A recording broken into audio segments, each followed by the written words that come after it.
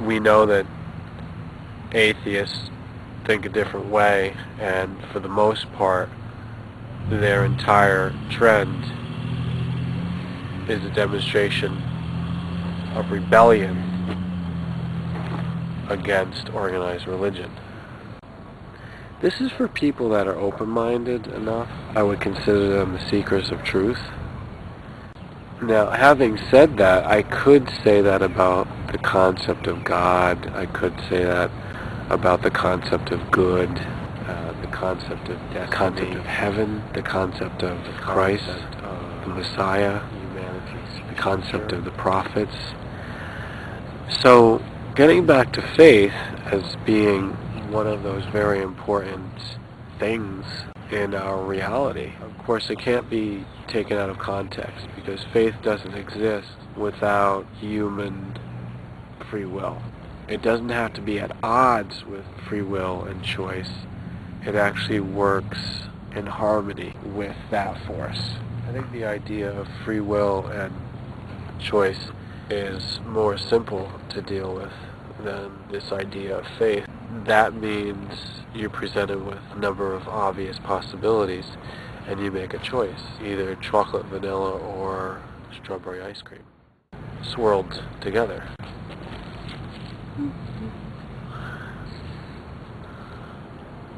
I'm taking a break to get a new look, which I very much appreciate, from that when you've made a choice, you have the confidence that it's going to come out all right. Faith means that you have peace of mind that everything ultimately is in balance. Everything is according to the bigger plan, the divine plan. Faith is applied to a lot of things that we can't see. So it's a very spiritual-oriented concept.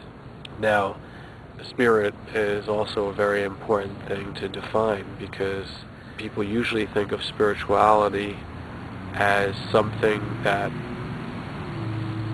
the individual practices, especially when they leave religion. It's used as the antidote for religion because many people are looking for better answers to their questions about the mystery of God or the mystery of existence, deeper meaning of their experience. So if they can't find it going to any one of the religious groups or congregations, then they go on a self-guided journey, and that's called spirituality. So the core of that is spirit.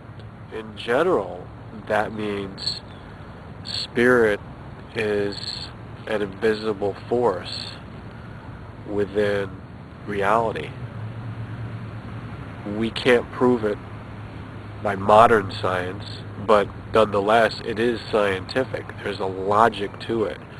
There's a scientific method that you can use to prove to yourself that spirit or spiritual energies are at work, regardless of the cut and dry answers that some religions may give you. That's not sufficient to the inquiring minds of today. So what happens is we look for spiritual proof. Not only is spirit an energy, but spirit is a consciousness. I look at God as the great. Many of the native, indigenous, tribal religions would conceive of a creator. They believe in that creator, and that is transliterated as a great spirit. Every nation has their roots in a spiritual science, or call it a religion, either way you want to look at it. And this is how they've come to terms with the deeper questions about life. So now that I kind of touched upon spirit, we're going to get back to faith. Faith is this thing that just puts your entire, or at least your mind, at ease. It means whenever something's going on in life, faith is going to take care of it. Faith enables you to find a long-term purpose for your life. Without faith, there wouldn't be any vision. It's entirely connected with future plans of inspiration. There's no such thing as being inspired to do something and be ambitious to try to affect the world without faith.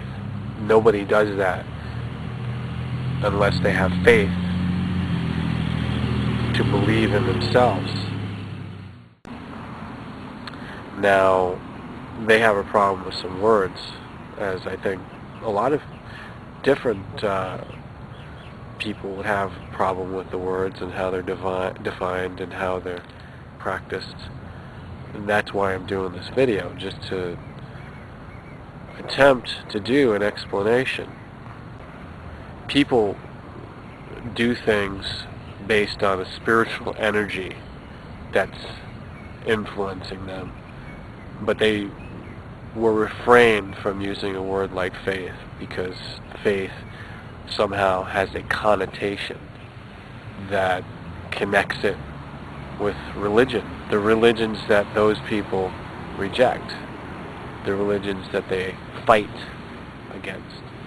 But what I'm saying here is that faith has a denotation, and it denotes something that is not owned and not limited by any religion or any people. In fact, it can be quite generic, almost like the term God itself. G-O-D, God, is not really what anyone calls the force above them, the higher power. That's a new thing that came about in the English language. It's not through any prophet. It's just merely... Sorry, the video just cut out. I was saying about God, the word is a generic word, and it's not even a name. Instead of God, I would rather use the term Krishna or Yahweh, which is an abbreviation of the full name. It's an acronym. Or I would use the term Christ, or another example, Zeus.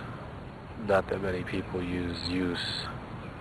It's a dead religion, or an archaic one. Faith could be an aspect of God, because without faith being applied through your life and through your thoughts, you wouldn't get to God. So it's quite obvious why atheists would attack the whole practice of faith. But as I've tried to explain here, having a life without faith, or having your actions without faith, doesn't make any sense whatsoever. It would be better not to have a life at all if you didn't put any faith into it. Now, I could explore this subject in another video. Yeah, but I think I've said enough for now, and I'd like to hear what you have to say. Maybe somebody can be more articulate, or bring more color to it, more flavor. Maybe you can give us some specific examples of faith and how it was demonstrated to you. How did you feel it in action? Yeah, so thanks for listening.